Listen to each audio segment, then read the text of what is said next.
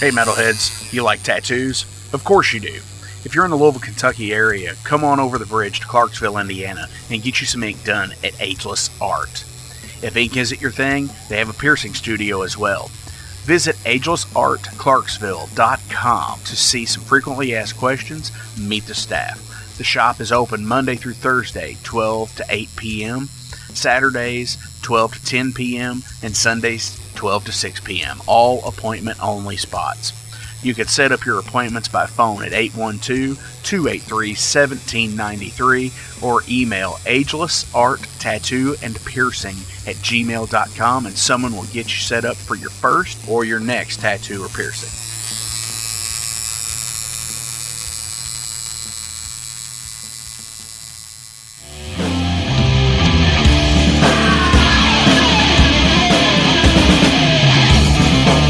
Hey metalheads, after going to a rager, what's your ultimate go-to? Mine is totally pizza. So when Overload is playing, or I'm promoting the Metal Forge live showcases, or the big goddamn metal show, I go to Pizza DoNisi. Pizza DoNisi is gourmet artisan pizza from right here in Louisville, Kentucky. It features things like the pizza of the month to sandwiches, and also vegetarian and vegan options, which is so totally fucking cool for all of it's awesome pizza. You definitely want to go. Hey, and also from time to time they do cannolis. Oh, so fucking good. You know what they said, man? Leave the gun, take the cannoli. Yeah, just like that in Godfather. They're located right next to the Mag Bar at 1396 South 2nd Street. So either stop in or call in at 502-213-0488. They're open till midnight. The witching hour. As dawn approaches, Heineken! Fuck that shit! Pabst Blue Ribbon!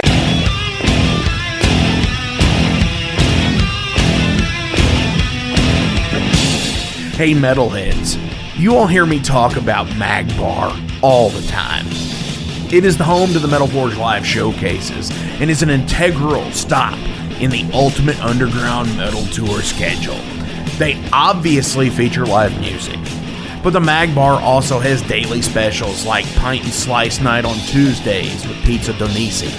But they also do Bring Your Own Vinyl on Thursdays with DJ Kent Jackson, and Finer Things Sundays. Located right next to Pizza DoNisi at 1398 South 2nd Street, open 3 p.m. to 4 a.m. 7 days a week. Get your asses out to the Mag Bar. Rock out.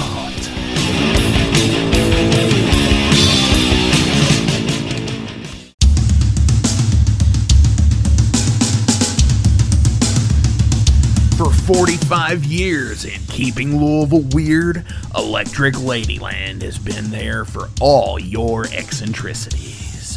While they do offer the best smoking supplies out on the market today, there's a whole lot more to check out. From ashtrays and blacklight posters, to records, incense and burners, and items to stock your metaphysical supply. They are open from 10 to 10, 7 days a week. Located at 2325 Bardstown Road in Louisville, Kentucky, and at electricladyland420.com. Roll out.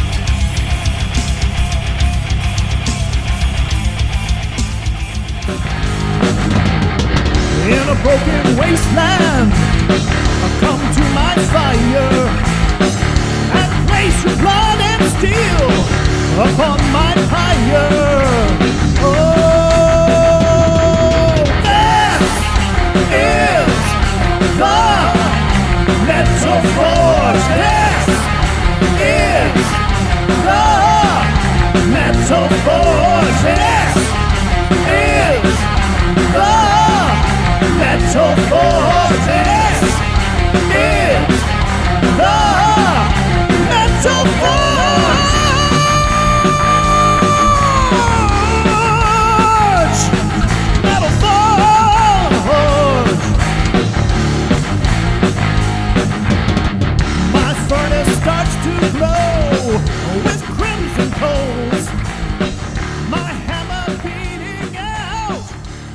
What's going on, metalheads? Thank you all for tuning in to this week's episode of The Metal Forge. My name is Mark Jackson, and I am your host. How the hell are you all doing this week? Holy hell, we are already 2 weeks into the new year. New things coming, awesome things coming. As you know, fucking Flamekeeper is kicking ass with the Alehorn, the Mudhorn, the Metal Forge, Ossont Battery, and Metal on a Budget, and all of our own sleeves. Super fucking rad awesomeness. I love everybody who's taking part and helping out with this. Also, thank you to the sponsors this year: Magbar, Pizza DoNisi, Electric Ladyland, Aegis Art, Tattoo and Piercing. Hell fucking yes. Love everybody, and the friends of the Metal Forge, and everybody on Flamekeeper as well. You know, Maxwell's House of Music in Jeffersonville, Indiana, along with Shadebeast in Athens, Georgia. The Night Demon Heavy Metal Podcast. If you have Ghosts, you have everything, and so many more. Check out everybody else, like Creeping Death Zines and Soulgrinder Zine. They're so fucking awesome. Along with Unchained Tapes and Mercenary Press. Like, fucking hell yeah. I am so excited that this year, 2024, we have already got amazing guests lined up. And this week's is another one. Again, this is a REFORGED episode with Brian Omer from Stonecutters. His original episode actually debuted on 3/6/2020, just before the world went to shit. They were actually, by the time that episode aired, that was the first date of their tour, the March Radness tour with Lich King and Toxic Ruin. They were supporting like Carved in Time and stuff like that, and I believe the Living Dead single, which was totally fucking rad. I didn't get a chance to make it to that because obviously the world shut down and our show was one of the last ones on the tour. It was like their one home show, but 2 years later it actually worked its way out. The tour went back on. It was pretty much the same lineup except for some things and everything. But now Brian is back. He's here. He's waiting. He's like tapping his feet over here. I don't know if you can hear it or not, but he is actually here in studio. Another cool thing about the episode from 2020 was we had actually recorded that on a Wednesday night after he got off work. And we had to meet at a Starbucks because it was the closest thing. We didn't have a lot of time, and it was recorded probably in middle of February at the time. And so this is an interesting deal. We're doing these again, you know, in the winter months. So it seems like a pretty cool thing. Brian does the deal where he gets the promotion out of the way now so he can do the shows later. Dig that. But yeah. It was they were banging shit around by the end of the interview because they were almost ready to close. They weren't even, it was like they were doing all of the chores before the shift was over kind of thing, so they didn't have to stay late, which I get that, and that's cool, but it's just like nobody asked us to leave, but like they were just being fucking obnoxious, and I get it, but ask, But yeah. I was a little bit more timid on the monologue. I'm like, apparently Ozzy. And now I just don't give a fuck because I've been doing this for so long now, and I love doing this. This gives me the life breath of metal.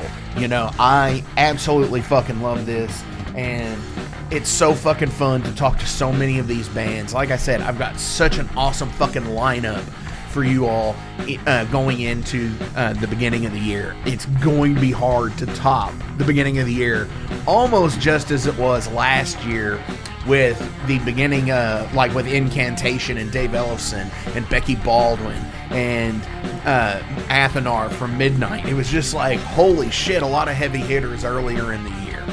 But I totally dig it. I love it. I am so excited for it.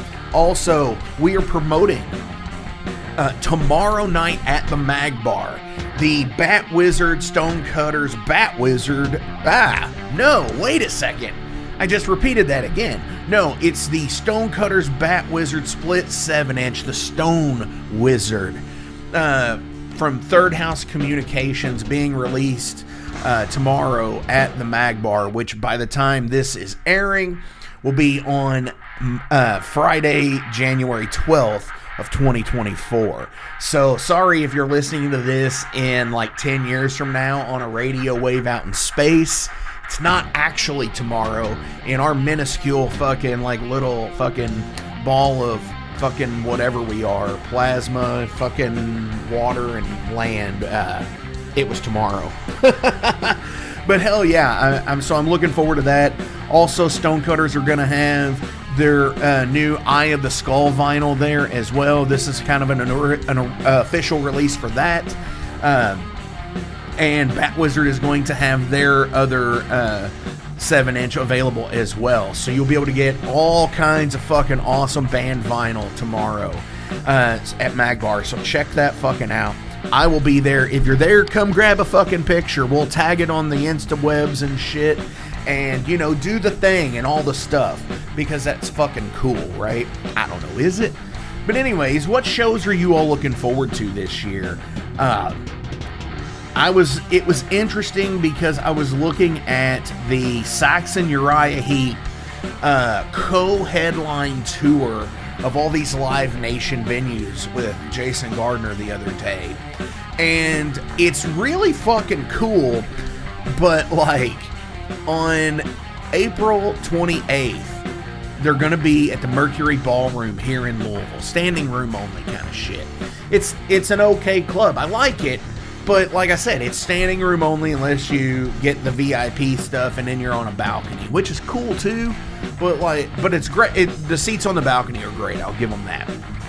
It's just fucking the drink prices everybody gets pissed about. And I don't drink, but you know, when you're charging $6 for a water and, you know, $9 to $14 for beer and $14 for any liquor, yeah, that's hardcore. But yeah, so then shortly hereafter, they're gonna be in Cincinnati on May 17th, which is a 2-hour drive from Louisville.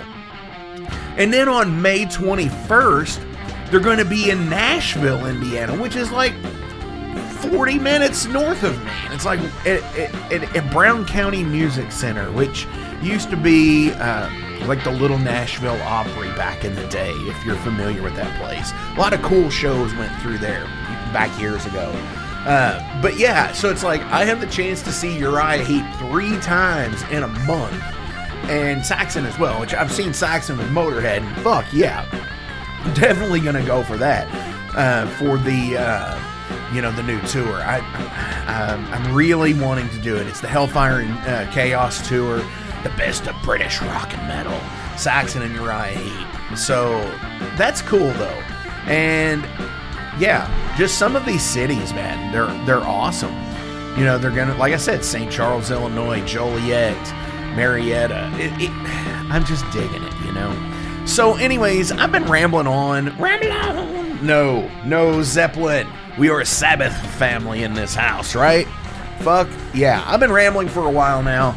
I'm going to go ahead and play some fucking Stonecutters. I'm going to go back to almost the beginning. I think what we're going to do, I'm going to play something off of Christ Hammer. This is I Would Rock. Yeah.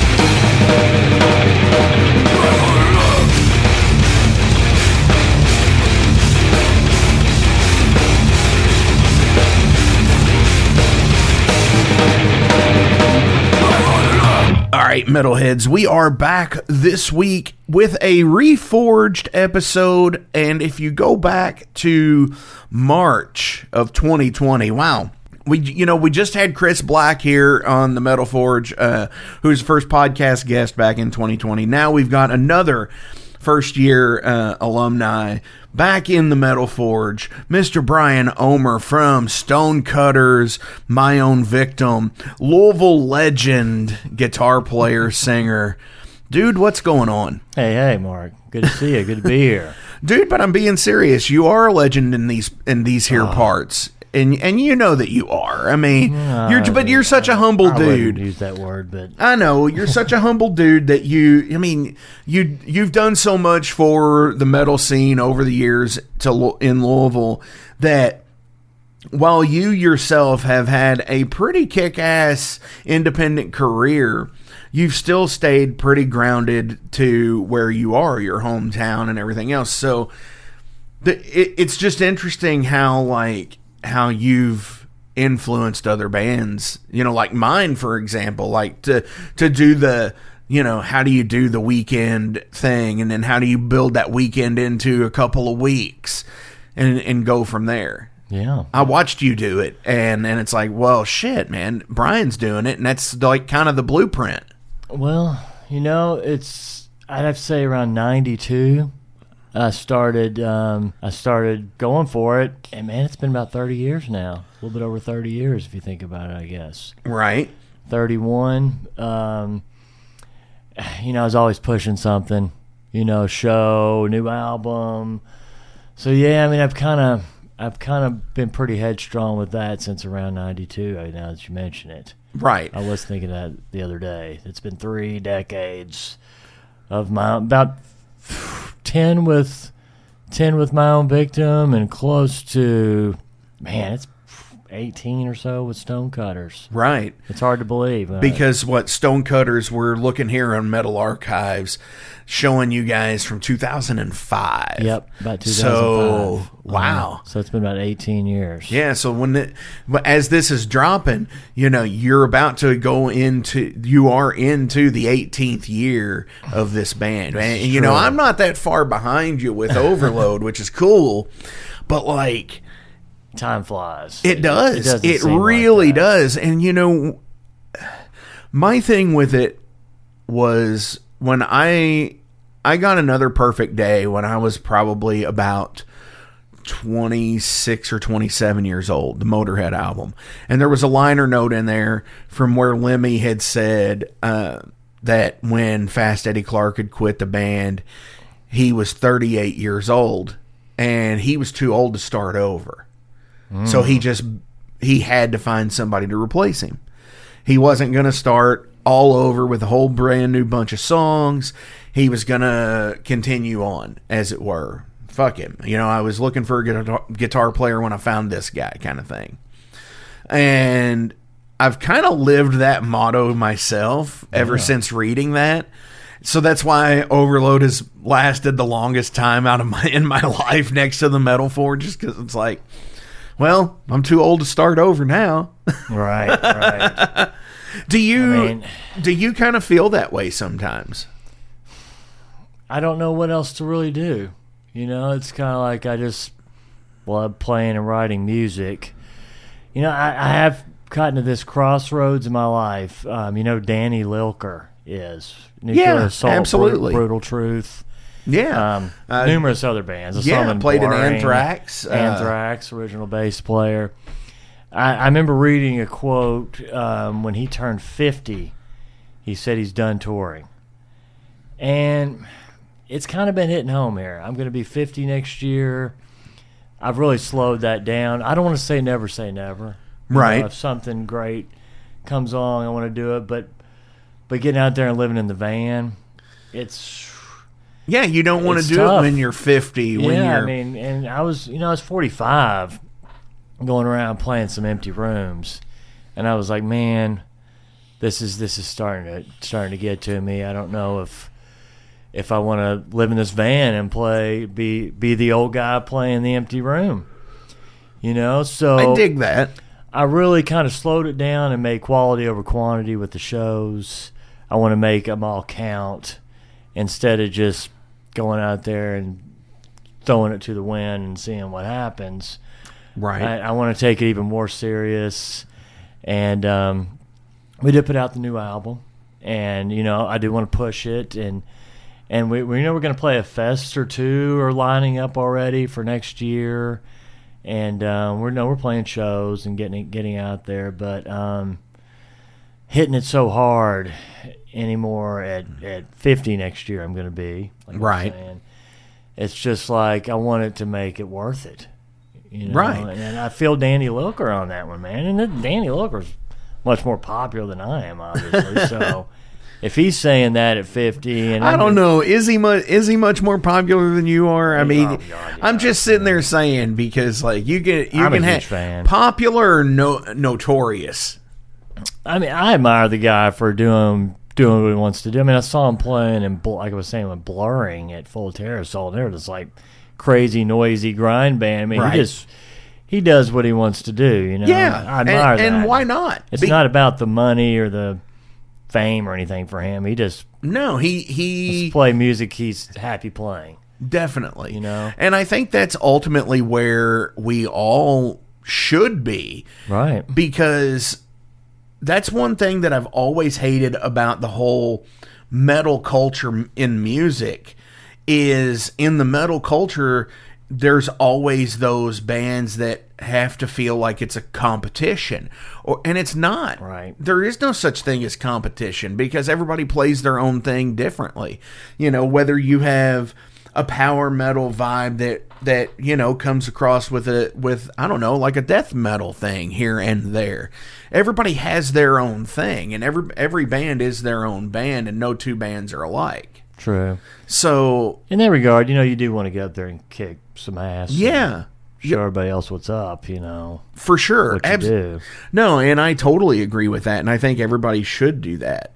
And, have fun and be cool with each other in the process, Right. Unless somebody's a fucking Nazi or something, fucking kick those motherfuckers when they're down. But right.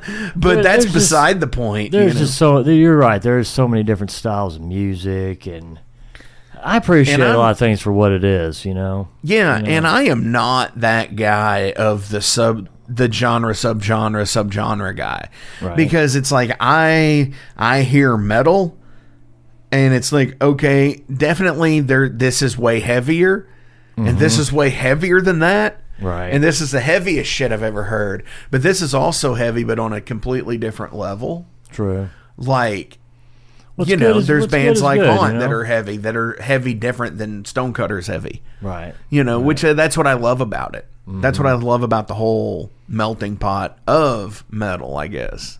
True. I get that. So you are putting out you are having a 7-inch split coming out. This is why we're here today to talk about this as well. And we've already been in about 10 minutes philosophizing, as the dude, as Ben Stiller would say in Dodgeball, philosophizing here about metal and shit like that. But you are actually putting out a 7-inch split with Bat Wizard, who is still eluding me in the Louisville metal scene to come on the Metal Forge. Vic and I have talked about it.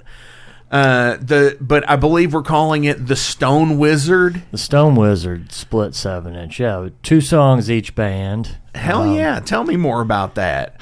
Well, it was actually supposed to come out before the full-length album we just put out in September. Yeah, I was wondering about that. Because it does, I'm going to be honest here, it does feature 2 songs that are already on the full-length. So it's supposed to be a teaser for the full-length, but can I cuss on here, right? Fuck yeah. Shit happens, and it got delayed, and we just really wanted to get the material out there. We had the album ready. We're just like, we're going to put it out there. And then, Reagan stepped up, and he put the 7-inch out for us and made it happen. And it's got a little delay, but the vinyl for the Eye of the Skull and the 7-inch split are coming out at this same show.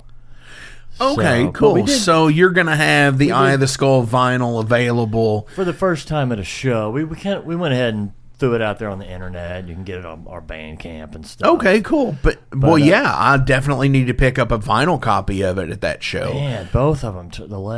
I pride myself on presentation. Yes. I do have to admit, it looks fantastic. The full length and the 7-inch, the art looks. I'm not really into throwing a bunch of photos of myself. I'd rather like have the art speak for me for the band, and it looks strong. Craig Horkey, who's done a lot of the Stonecutters art in the past, he's done Blood Moon and Carved in Time album covers. He did the 7-inch cover. And, okay. It looks fantastic. Definitely. And I've been seeing pictures of it on Facebook and stuff like that, and I'm excited for it.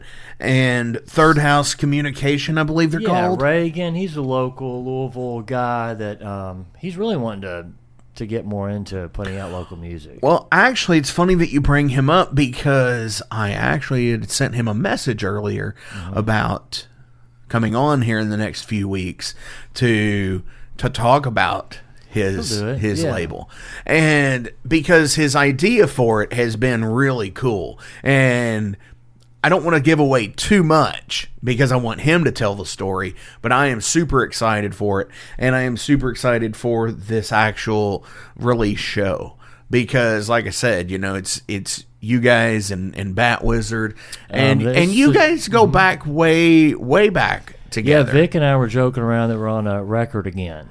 Because the first 3-4 My Own Victims were Vic and I, where Vic sang, and Vic and I traveled all over Europe together, and we played in front of enormous crowds in Europe in My Own Victim. It was really the best shows over in Europe were the best shows I ever played. I mean, there were 1,000 plus a night, and it was fantastic. We were over there touring with Slapshot, Marauder, and Biohazard, and playing big metal fests over there, and it was great times. But yeah, we're back to doing this on a record together, and it's on splattered vinyl. Yeah, I saw beautiful. That with some like black and yellow and blue. Yeah, blue. It kind of complement. It does complement the cover and the artwork really well. And I think we only made like 150.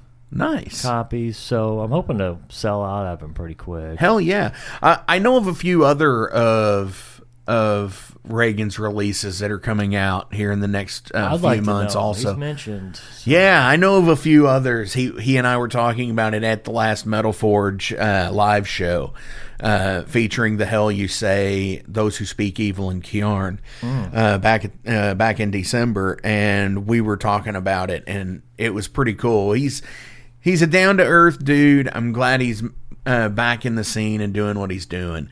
He's an old-school hardcore metal absolutely guy. Yeah. Yep. And to be able to, like I said, just to be able to step up and say, this is what I think I want to do. This is where I feel like I can make a difference. That shit kicks ass. And that's pretty much where I've stood with this show, going into 5 years now. Is for me, it's been that whole thing. Is this is where I feel like my voice is. It's where it comes from. It's talking to dudes like you, and spreading awareness and things of what you want to say. You're going to be 50 this year, and it's and that's so. I always talk about it because we're not that far apart in age. You're a little bit older than I am, so I totally get the the idea of wanting to slow down and maybe do specialized appearance things. And I wish, and I commend that decision from you. Thank you. Because that takes a lot. Because there are some bands out there that can't do that. Right. And don't get me wrong, playing for $150 or $300 is different than playing for a couple of million or a couple of 100,000 a person even. But ultimately I think everybody has to have that point where it's just like, okay, what am I doing? What do I want to do with this? Yeah. And would it suffice to continue playing shows or just putting out albums or what? Bands these days can do anything. Mm-hmm. Because you could play with anybody at this point. For real. I mean, well, anybody alive, I would say, but you know, if you had bands like Leviathan that just released music, yeah, you know, and there's bands like that, and I mean, I hit it pretty hard, especially there right before COVID happened. Yeah, it was a lot of touring. Yeah. Speaking of which, I want to rewind back to that for a second, because that is the funniest interview to listen to on that show. Our interview at Starbucks. Yes, because they were so fucking obnoxious. By the end of our interview, we're trying to wrap up. I think they were closing. And they were like banging shit around in the kitchen, and it's giving just hints. Like, giving hints like, "Come on, motherfuckers!" And it was in. They didn't stop us. We're like, hey, no, we're. It's like, fuck you. We're doing a thing here, and but no, I interrupted. Continue. You were talking about, bands that just release music. Yeah. I mean, I thought about going that route eventually, I mean, honestly, I love him to death, but I could honestly see Chris being down for that. Yeah. Because Chris is a studio genius. I mean, he's really fucking amazing in the studio. He's got a whole studio in his basement. And right. We've been recording there, and he's been recording other bands. For a long time. Yeah. Yeah, and he's really good at it, and I kind of get where he really gets into that vibe. And honestly, he's ready to play out. He's told me, whatever you want to do, he's down for it. Right on. Johnny lives in Danville. It's about an hour and a half away. Right. So but everybody seems that's why we slowed down a little bit. I mean, we would practice and write and record and want to keep it going. But we just got pickier with our shows. For sure. And I mean, Tucker Thomason from the band Throne of Iron, he has a great thing he says to bands. It is okay to say no. Right. And a lot of bands think... I never knew that before. I was just like, yes, $25, sure, we'll be there. And then... drink tickets, $50 in drink tickets, yeah, sure, we'll do it. It's never really been about the money, really. No, it never is. It's always about the... I think it's the well-balanced. Yeah. You have to have a well-balanced aspect of it. It can't all be about party, and it can't all be about business. You have to have the both aspect to it. Right. But, it is okay to say no, because just because you don't feel something is right doesn't mean you have to jump on everything that comes your way. True. Because you end up spoiling the pool in a way. Mm-hmm. And I think everybody does that to a degree, and I think everybody has to learn that. It's a little bit of maturity with it as well, right? And I've seen bands even in our town that it seemed like they jump on every bill for a time, and it's just like, wow, they're playing again. And my band has been that band before too, so I know how that goes. Yeah. But there's always that band that's always there. I feel like we've gotten a bit of established where we don't need to say yes to everything. And I want it to be special, when we play a show. It does need to be. You want it to really count. For sure. And, really, like, local, I'm down to, like, 1 or 2 shows a year. Right. I just don't want to burn it out. And we do have a new album out, so it's like I want to play a bit and push this thing and get some product. And I think that's ultimately the idea of doing weekend shows is really where it's at, I think, for my personal experience. Jace, that plays bass with us, Jace on bass, he's also in She. Yes. And Crown of Serpents. Yes. And, She does the weekend thing. Yes. And it really is working to their advantage, I feel like. They work their day jobs, and then they go out, and, Louisville, we're a good centrally located spot. We can get to Indianapolis, Cincinnati in less than 2 hours. For sure. We ran up to Chicago, had a great show in Chicago. You know, it's like 5 hours. Mm-hmm. We've done Indianapolis, Cincinnati, Nashville. and Nashville, Tennessee. Detroit, you're getting around a 3 to 5 to 6 hour deal. It's like St. you don't Louis have is to- about 4.5 hours. You don't have to kill yourself to play music. Exactly. Where we are. You know? Yeah, and you know, you can shift drive if you needed to on the way back if you're not staying the night at these places. Right. And it's absolutely fun. And that is one thing that I do love about where we are is anybody could technically do a week tour and still, you know, basically be home to go to work the next day if you wanted to. True. Play Metal Monday here at Highlands Tap Room and on Mondays. Well, no, for sure. And then play in Indianapolis on a Tuesday and who knows, whatever. Yeah. And still come back because it's doable. Play Lexington one day. I mean, I do commend bands to get out there. I've been there, and it could be hard and fun and good and bad, and it has its ups and downs. But, you know, it's just that me at my age and being older, it makes more sense to not kill myself to do it. For sure. You know. And I'm down with that. So when you did go on tour, how did you sit there and say, okay, this has got to change? When did you change on tour to go from, let's say, of crashing at somebody's house to the gig, and then going to say, okay, I want to go to a museum. I want to see some of these fucking places when did that change for you? I enjoy that part, getting out and doing it. You know, I just felt like I'd slept on every floor across the USA. And we went out to California 4 or 5 times and back. And I'd be honest, New York was never great to us. There were certain spots that it was really hit and miss. Right. I really liked going out and doing the shows we did with Guar and Goat Whore. We did a little few shows with Macabre. Right. I really liked them. We did a weekend with Demolition Hammer. Right. And it was awesome.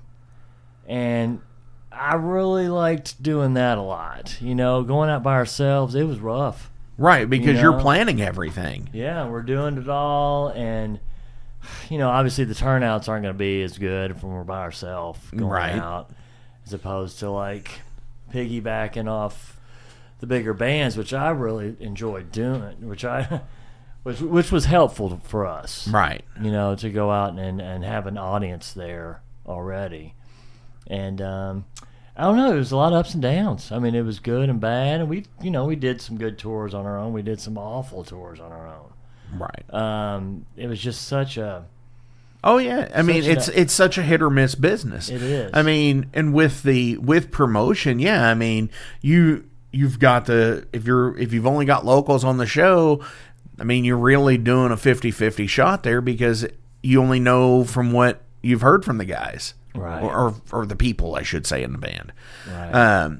So yeah, it's totally a hit or miss thing, and that's the other thing too is you used to be the go-to guy here in town about what to find metal wise because you used to work in a record store. I worked at Ear Ecstasy for 7 years, and you used to be from what I always remember, it's like if there was something obscure that you needed to know about, talk to Brian. That's what everybody said. Go talk to Omer at Ear Ecstasy. I was the metal guy at Ear Ecstasy, and I don't know, I was deep into it. You know, still am. But I mean that's back when people bought music. You know, it's people still buy music. Right, streaming. It's different. I mean, I think Spotify and stuff is really well. I think if you have a centralized store, like if you have a metal store, I think you would sell more metal music rather than don't get me wrong, I love brick and mortar record stores no matter what. But, you know, when you're having to sell fucking 14,000 Taylor Swift copies versus fucking 150 fucking copies of Exodus or some shit, You know what I'm saying? Money's in the Taylor Swift. Yeah, I get exactly. it. And now, but actual metal record stores are out there. You know, Catacomb in Dayton is a great one. What's the one in Indianapolis the Doug guy owns? I can't think of it. But we'll come back to that. But anyways, you know what I'm saying.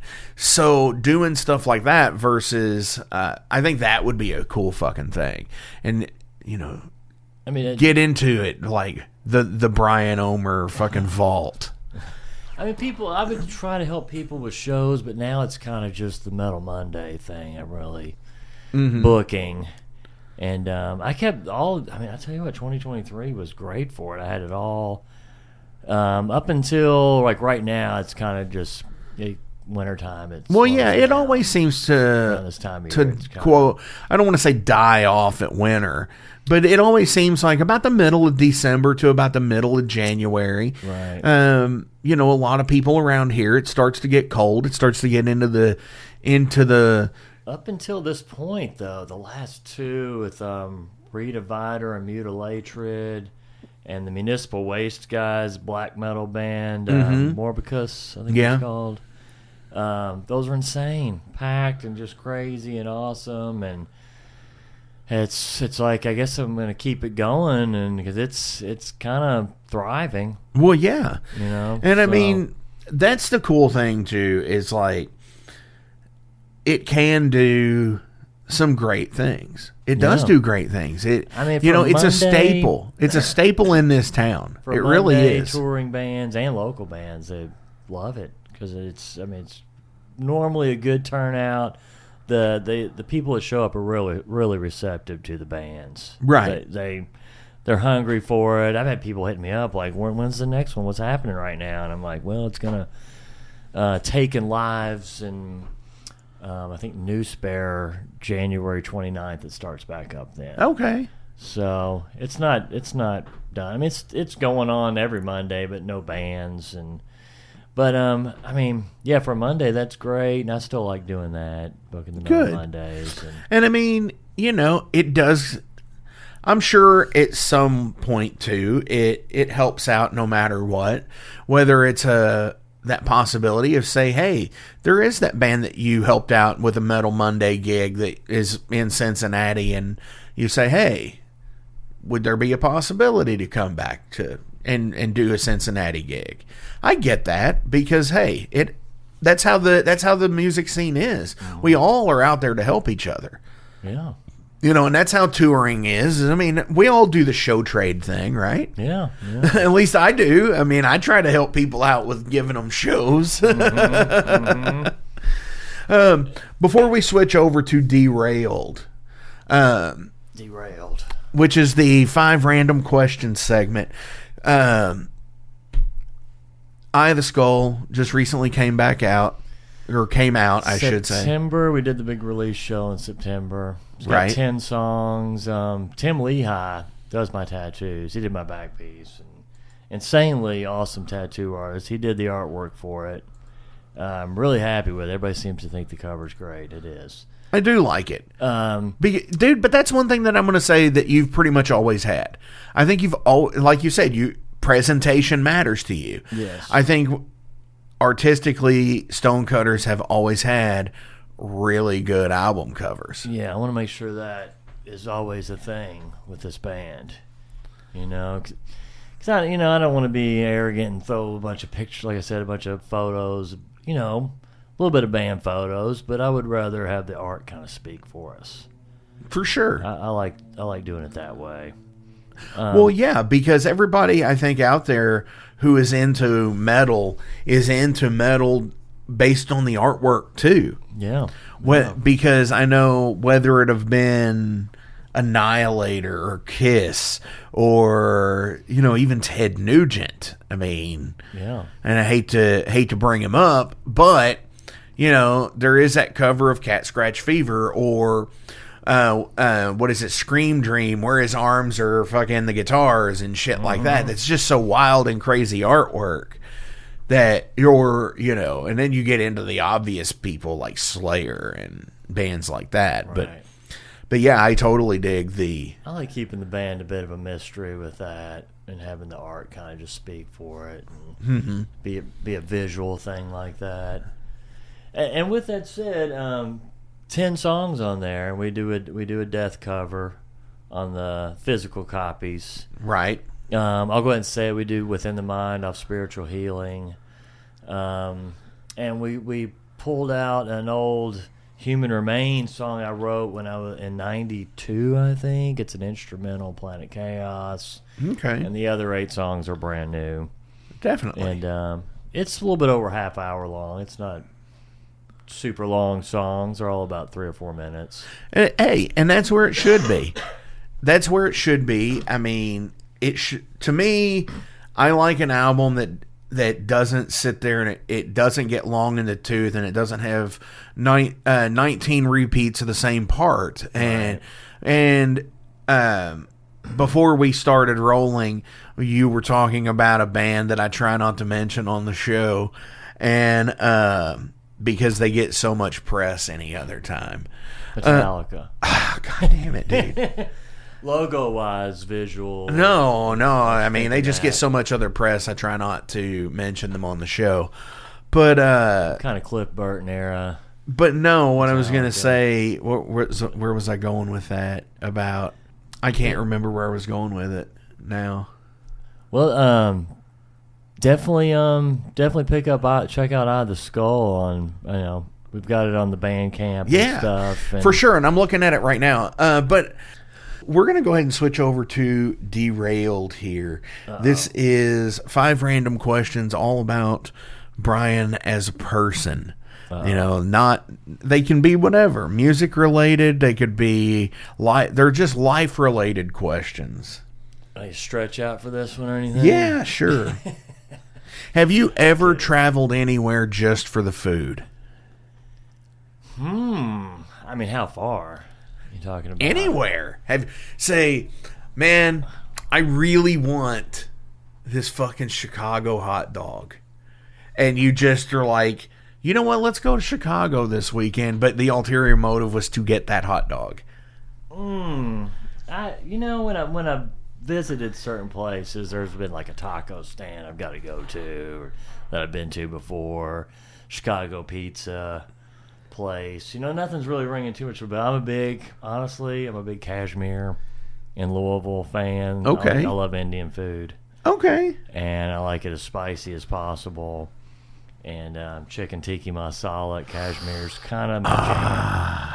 So I would have to go with that. So that's not really traveling too far. I can probably find something in any town that I would love. But I like good food for sure. For sure. My wife is actually a really good cook, so I scored there. She makes chicken tikka masala at home now, and about just as good as Cashmere. Hopefully she's not listening. She definitely makes it better than Cashmere. I tell her she does. I mean, it's right there. I mean, they're both pretty phenomenal. Right. She's excellent like that. Have you ever been outside of, like, I know you've toured in Europe, but have you ever just went like for vacation purposes or anything?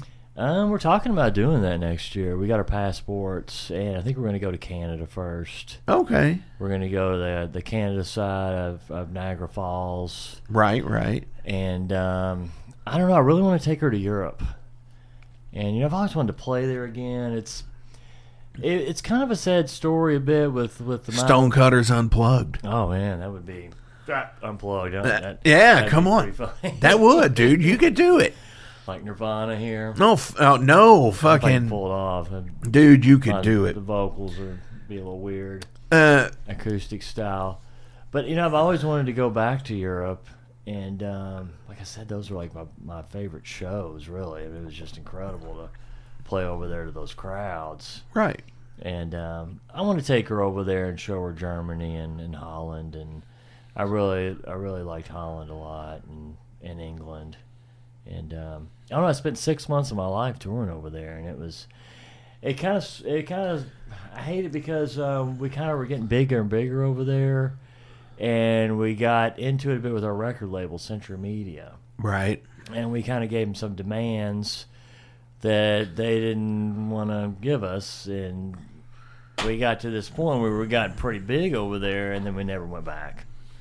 And it kind of bums me out. We always, when I see the guys at Mile Victim, we always talk about that, how we had such big things we were headed for, and around 99 was our last tour over there, I think, and we never got to go over there in the 2000s again. Like, I felt like we should have. Right. And the band ended up disbanding. People have families, and I started doing Stonecutters. Right. How does your mental health struggle manifest on you physically? Well, I actually work out and stuff, so if anything's bothering me, I just kind of... So the stress is there, and big badass, and lifting weights or running or doing your thing. Running, yeah. 'Cause I thought you were a runner, yeah. Yeah, I'm a bit of a runner, and I've got this little routine I've been doing now. My wife is, she's like a girl wrestler now, so I'm trying to keep up with her. She works out every day pretty hard, and as in it helps. Pro wrestler? I mean, I'm exaggerating, but she could. I mean, she looks fantastic, and I'm trying to keep up with her. No, so you're exaggerating. She's not really a wrestler. She's not really a wrestler. Oh, damn. I thought it was going to be like Jesse Dynamite or something, you know? Names I won't say for her. But, yeah, she's tough. My wife is tough. Yeah. And you know, I want to be tough with her. So, her and I talk through things, I guess I should say, too. And, okay. Yeah, she helps me out a lot. And she's there for me. So, I don't know. We confide in stuff. So I guess that's how I deal with it. Well, yeah. I mean, I get that, and that's awesome because everybody has their own thing, and you know, and I think it's a lot of thing in music is a lot of people. You know, we talk about it, but we never really we never really talk about it. We write it out in song, I guess, is what I'm trying to say. But like when it comes to interview stuff, I don't think we actually ask about a lot of that stuff. I do let things get bottled up, and I'll talk to her about things. But I kind of put a lot of my frustrations out on this new album. I feel like it's definitely our angriest. And I had a lot to say. You know, we've been through COVID. I went through a bunch of band drama that a lot of people know about. And instead of letting it bottle up or anything, I just kind of put it in the lyrics. I did put it in the lyrics. Right. And it was a bit of, I don't know, it helped. It helped me move forward. And it was a way of dealing with it. And it made me feel better. Really. Definitely. Yeah. And I mean, that's awesome because the cathartic aspect of being able to write it out, you know. So, based on that, do you ever get to the point where you've done that before and say there's a song that you no longer want to play because you're not in that headspace of the same way you wrote it, so it doesn't feel the same? No, I think I can sing everything that I've put down in words. Okay. Yeah, I feel comfortable. Okay. Because I've been that guy. I mean, like, I don't feel that way anymore. So it's hard for me to do it because I didn't like the person that I was. So I wrote it out, and now it's like kind of like, but I hated that person that I was when I wrote that. Because like if it was like a really scathing song, like where I called somebody a motherfucker in so many words, yeah. So I mean, there's a let the past be the past thing, and I get that too. But nothing I feel like I can't repeat and sing about. And for sure, I feel okay with it all. Feel comfortable just singing about it still. I'm fine Hell with yeah. it. Jaws or Jurassic Park? Jurassic Park. Really? Yeah. I don't know. I mean, Jaws is good. I did watch it. The second, third one are horrible. I'm a dinosaur guy, really. Okay. I mean, so the sharks don't get you. Do you go to the ocean? They do freak me out a bit. Do they? Yeah. Do you swim in the ocean? Yeah. I'm not. I mean, seeing these shark attacks do kind of scare me a bit, but I would get in there. I'm not too scared. The chances are slim. So, but I've got dinosaur tattoos, quite a few. Really? On me, pterodons and T-Rexes and fossils. And that's interesting. Yeah. Hell yeah, man. Yeah, I mean, right here in my arm, we've got this T-Rex, and he's kind of running into fossils, like he's going into extinction. But behind him are pterodons and volcanoes and stuff, and ribs there. He just had a little snack. Hell yeah, dude. So King Kong, I'm a big King Kong. The original 1933. Yeah. Kong. Yeah, you were admiring The Bride on my wall in the living I'm a room. big Universal horror fan. Absolutely. I like Hammer, too. I just saw Curse of the Werewolf. God, man, that werewolf, it is phenomenal looking. He looks so good. And I like Lon Chaney Jr.'s Wolfman.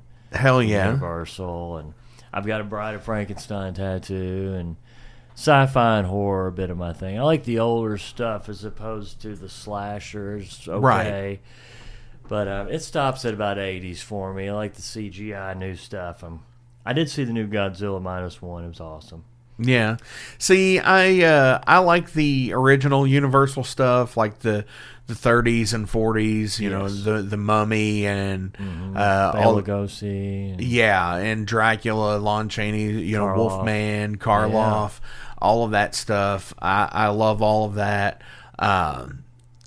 All the way up into the 60s, 50s, 60s, 70s, all of the, start of the real trash era, when like most horror was like unrated or almost considered X-rated because of the blood and shit like that. Well, I just watched Psycho the other day, and it's very little blood. Yeah. But God, man, it's so creepy. Anthony Perkins is just... still is to this day. He is. And then the Psycho 2, they kind of tried to add all this gore, and it kind of jumped up, and it's 25 years later, I believe, there, and it just... I didn't like it as much. I like the black and whites. I will say my favorite actor that will never be topped is Lon Chaney. I know a lot of people... don't go back to the silent film, but Phantom of the Opera, Hunchback of Notre Dame, and London After Midnight. To me, that is just because they couldn't talk. It's all in this motion, Right. It's all the imagery. If you can find any Lon Chaney documentary just to see his history, his parents were deaf, so he was like all about. Right. His skills with his hands, and there were no, they're silent films, and you watch them, and it's just you can't top that. I don't think. I mean, Brad Pitt is not gonna do right. that. Hell no, definitely. So 20 years from now, okay, I'm gonna be 70. You're gonna be 70. Say you're still making music. Uh-oh. Mm-hmm. Are you still making Stonecutters music? I don't know. We'll see. I don't have a crystal ball with that one. It's with my vocal style. I don't really see it. I feel like. I feel like it's getting a little harder to do live for me. I'll be honest. We play headliners these past 2 times. I'm doing an hour set, and it's a lot of right. The real guttural, real guttural, and my favorite singers are like Blaine from The Accused, and I'm pretty sure he's still doing it, right. And Mike from I Hate Gods get up there and puking and all that stuff, and with the vocal style, that's why I'm kind of leaning more towards the recording, because I can do it on the albums, but. You watch like Megadeth now, and I love Dave Mustaine, but he's sounding a little rough these days. Well, yeah, but let's face it, though. If you've ever seen any live video of them, even from the beginning, the vocal performance has always been lackluster. Yeah. I think so. I know he had throat surgery, he had cancer. Well, yeah, but I think even before that, because I saw him before that even, he still he always mumbled through through his vocals. Yeah. There was a new way. I mean, the person lied. You know, I mean, that's kind of how he for did like it. an hour or two, and it can, that night after night, it'll kind of wear on your voice. I know, and I probably shouldn't give him any shit, but I mean, there's worse. Like, man, I like the Bon Jovi. Oh man, he's way worse than Vince Neil, I think. Right. I don't know if you've heard that Bon Jovi stuff lately. I mean, actually, I saw Vince Neil at the fair. I shouldn't say this, but he actually sounded pretty good. I was waiting for the train wreck. well, I think And, that's a tape, honestly. Was it? I don't know. I think that building it out. And, No, I it's think all Motley Crue songs. I think the Motley Crue stuff when he's playing with Crue is a tape. It's all pre-recorded. I think it's all voice. pre-recorded. I thought Yes, it may have been just because I backups. saw somebody. I saw a video from the like the 2008 tour where it was like the farewell tour or something that they had done, and it sounded the exact same. It was just as bad. Oh wow. But I've heard other people say when he's doing the solo stuff, he sounds bad, but nowhere near as bad as. As he far is as the with 80s Crue. rockers, Bon Jovi and Don Dokken, and these are guys that, not a big Bon Jovi guy, but Dokken I was kind of into as a George Lynch when I was a kid. Right. And I listen to him now and I'm like, I don't want to be that guy, Right. Especially Dokken now. Right. Yeah, because he's George, Don's sounding really rough. And and plus his his mouth is it's really almost like he's kind of just talking it or something. he apparently said that he was not going to be present for some fucking festival that he wasn't even booked for. Really? Yeah. And they sit there and said, with all due respect to Don, you were not even asked to play. I have one more question, but before we do, as always, links are listed below, so please give a like, a share, and a follow. Go buy merch. Go see these guys live. Can I plug the stonecutters.bandcamp? Absolutely. Because Yeah, as I said, links are listed below. That's so where to find our stuff. I mean, Facebook, Instagram. yeah, too, and all that stuff. stonecutters.bandcamp.com. Do you have any where our shout-outs merch you want to is. give to anybody today? I hope everybody had a good holiday, and I appreciate you having me, Mark. Hell And, yeah, man. Anytime. You know that. I love the metal community in Louisville and abroad, and I hope everybody checks out the new album. I'm really stoked on the way it turned out. Well, it was definitely on my September album picks Great. for I remember you hit in me up, 20 tell me you liked it and you were going to play it. Yeah, stuff, and we did that. That was hell yeah, man. I mean, like I said, it hit the spot. It's definitely a one sitting album, which some albums can get really bad about that.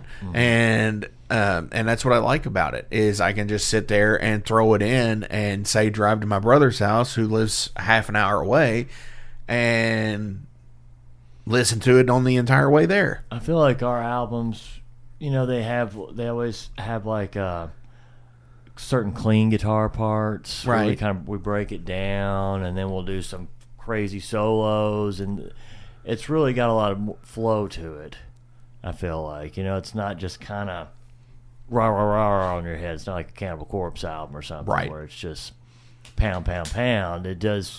We get a little Pink Floyd-y at times. And, I love Neurosis and stuff like that where, you got some, we get slow and fast. Right. I like to think, I kind of like to think of it as like a Sabbath meets Slayer kind of thing. I can see that. Yeah. Well, it gets doomy. We have some acousticy parts, and we Yeah. get fast. And And we got some ripping I can sense some of the solos. hardcore scene in there too. Yeah, I like some of the old punk. school hardcore. Yeah, where it's just it's got the D beatish da na na na. Yeah. I still like that part of it all. So I try to incorporate that and make it work. Definitely. and it seems to work for us in our advantage. Hell yeah, man. That's been a big part of Stonecutter sound. I feel is the diversity of the songs. For sure. So, dude, Brian, my final question of the day. If you could switch bodies with any person for 24 hours, who would it be? And what is the first thing you would do as that person? living or dead? Well, it says you could. It doesn't really say that.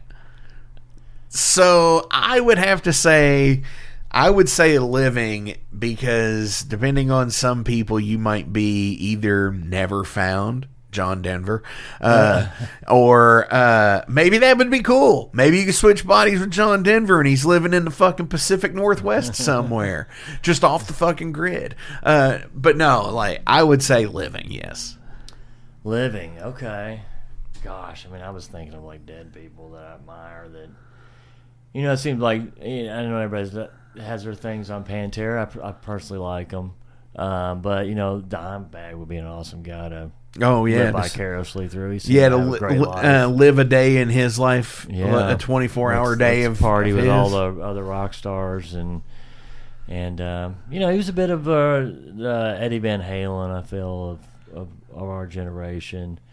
Hot take is I am not a Van Halen fan. Not a Van Halen fan? Wow. At all. Really? I am. I love some Van David Lee Roth, Sammy Hagar. Neither. Really? Eddie Van Halen? Who's the other guy? Gary Cherone. Yes, Gary Cherone. No, not a fan of any of them. This is just not, dude. What about the gosh, I'm going to bring up a sore subject. What about the Pantera thing?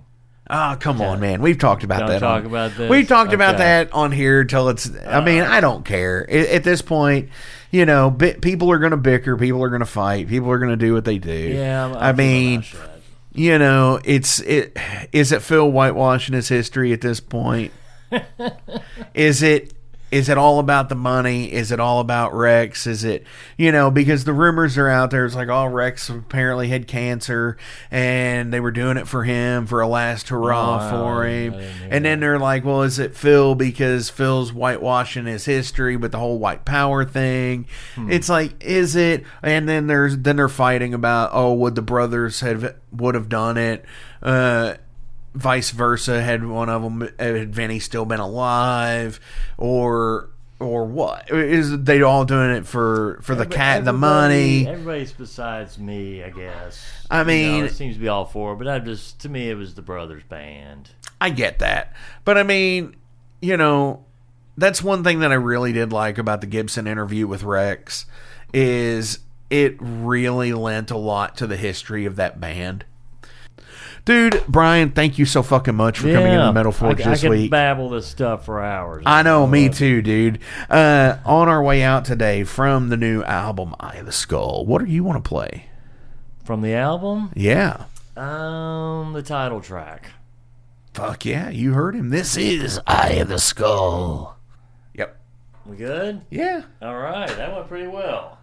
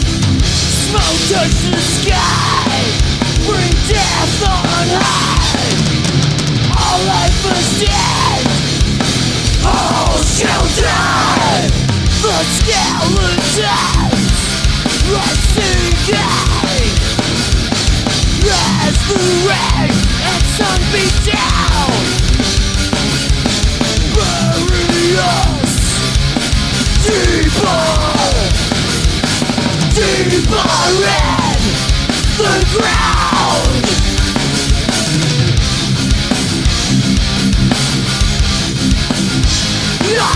the skill will have your soul and take control forevermore.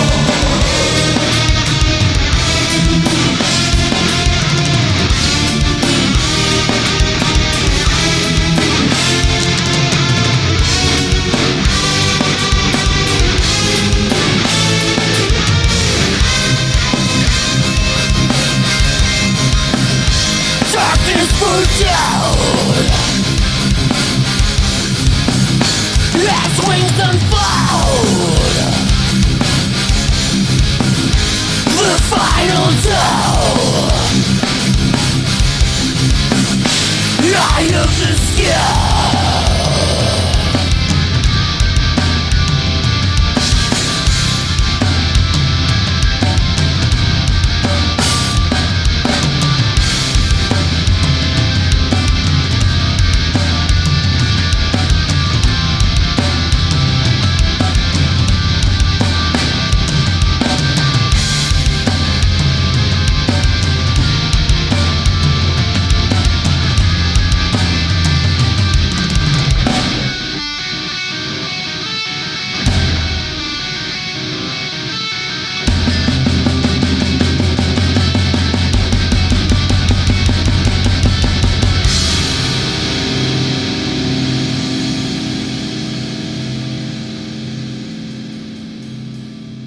Welcome to the night.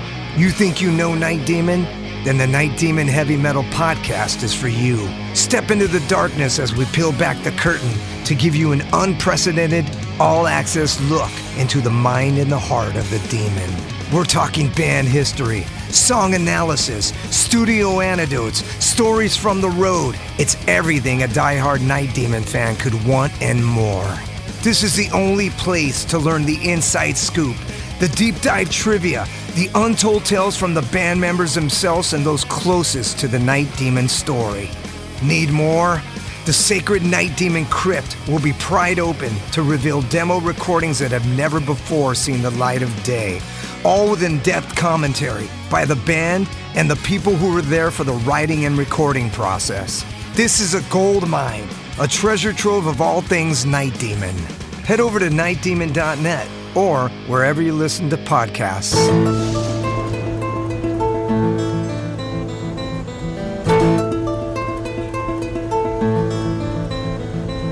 Since 2013, there has been a calling from the underground, from the graves of all those unholy, and they decided to make a zine to talk about all of this. Soulgrinder Zine, an independent metal zine to keep you informed on all things metal and horror from the underground. Available in both print and digital formats, they're bringing you the best interviews and reviews out there today. Not only do they do the zine, but they also do compilation CDs. Check them out at facebook.com/soulgrinder.zine and start your subscription now.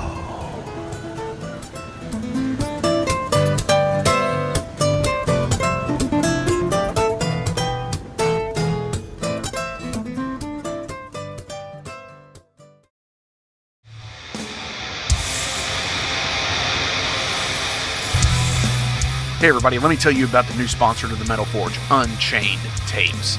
They're an independent Pennsylvania tape label. They focus on extreme metal and punk with a killer approach to the tape scene. Visit their web store at unchainedtapes.bigcartel.com now to get your fill of tapes. And for being a Metal Forge listener, enter the code METALFORGE10 at checkout to get a 10% discount on your total purchase. That's unchainedtapes.bigcartel.com.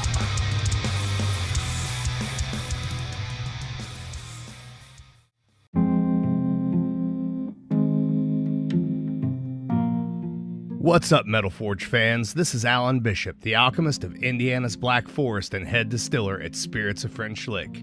Do you find yourself drawn to the unexplained, fascinated by the Fortean, or enchanted by the paranormal? If the things that go bump in the night resonate in your mind, then tune into my brand new podcast, If You Have Ghosts, You Have Everything. featuring first-hand accounts, collected stories, interviews, history, and speculation related to all things not of this world. Available now on Anchor, Spotify, Google, Amazon, and more. Set back, relax, and remember, if you have ghosts, you have everything.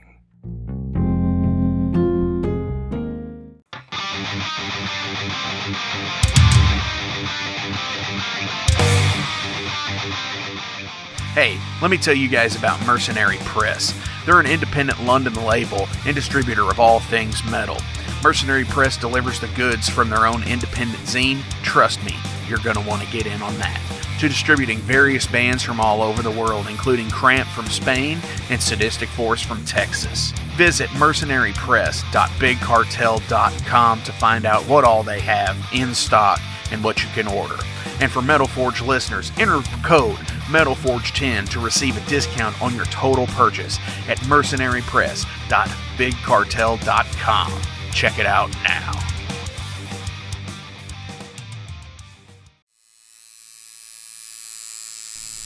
Hey Metalheads, it's with great pleasure I get to tell you guys about a new sponsor to the Metal Forge, Ageless Art, New Albany. After 20 years of owning and operating Ageless Art in Clarksville, Indiana, Phil Garrett had a vision for a new type of tattoo studio. Something that is clean and modern, sleek, refined, inviting. And he's done just that with Ageless Art in New Albany. You can find it at 2736 Charlestown Road, New Albany, Indiana, 47150. Business hours are Monday through Saturday, 11 a.m. to 7 p.m. Sundays are 12 to 6. All sessions are appointment only, so give them a call and go get you some new ink. Or if it's your first time, go get your first one, baby.